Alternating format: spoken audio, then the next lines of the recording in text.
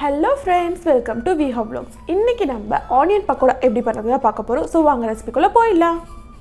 இன்னைக்கு நான் ஆனியன் பக்கோடா பண்றதுக்கு 4 பெரிய வெங்காயத்தை எடுத்து இப்படி குட்டி குட்டியா கட் பண்ணிருக்கேன். உங்க ஃபேமிலி சைஸ்க்கு ஏத்த மாதிரி நீங்க கூடவோ குறைவோ எடுத்துக்கங்க. கடலை மாவு, அரிசி மாவு, இஞ்சி பூண்டு விழுது, பட்டர் இல்லனா நீங்க ஆயில் கூட சேர்த்துக்கங்க. குட்டி குட்டியா சாப் பண்ண பச்சை மிளகாய், கொத்தமல்லி, மிளகாய் தூள், salt, garam masala 1 to 2 tablespoon சோம்பு எடுத்துக்கங்க. தேவையான அளவு பெருங்காயம். இப்போ நான் கட் பண்ணி வச்சிருக்க வெங்காயத்தை நான் ஒரு பவுல்ல மாத்திடுறேன். தேவையான அளவு salt, 1 tablespoon garam masala, 2 tablespoon மிளகாய் தூள் சேர்த்துக்கிறேன்.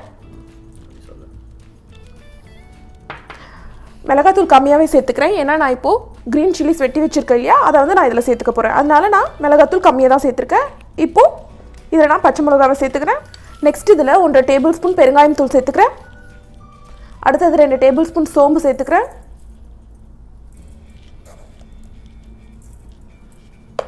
நெக்ஸ்ட் இதில் 2 டேபிள்ஸ்பூன் இஞ்சி பூண்டு விழுது சேர்த்துக்கிறேன். கூடவே கொஞ்சமாக கொத்தமல்லி தழைகளை நான் கட் பண்ணி வச்சுருக்கேன் இல்லையா, அதையும் நான் இதில் சேர்த்துக்கிறேன். இப்போ இது எல்லாத்தையும் சேர்த்து நான் நல்லா மிக்ஸ் பண்ணி விட்டுக்கிறேன். க்ரஷ் பண்ணி பிசைஞ்சுக்குங்க. எல்லா ஆனியனில் படுற மாதிரி நான் பிசைஞ்சு விட்டுக்கிறேன். நெக்ஸ்ட் இதில் தேவையான அளவு கடலை மாவு சேர்த்துக்கலாம். நான் இதில் 2 கைப்பிடி கடலை மாவு சேர்த்துருக்கேன். 2 கைப்பிடிக்கு 1 கைப்பிடி அரிசி மாவு சேர்த்துக்கோங்க.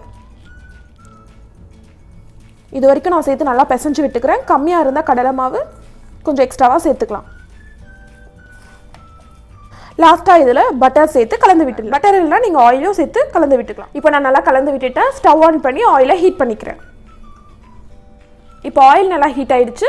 இதில் நம்ம ஆனியன்ஸை போட்டு எடுத்துடலாம். இப்படி க்ரஷ் பண்ணி சேர்த்துக்கோங்க.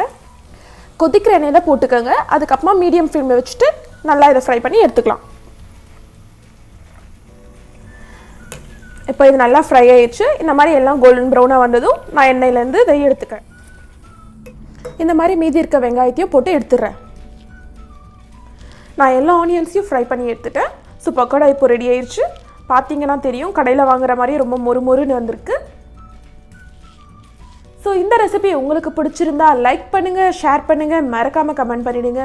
இதுதான் நீங்கள் நம்ம விஹா vlogs ஃபர்ஸ்ட் டைம் பார்க்குறீங்கன்னா மறக்காமல் சப்ஸ்கிரைப் பண்ணிவிடுங்க. பக்கத்தில் இருக்க பெல் ஐக்கானை டாங் பண்ணிவிடுங்க.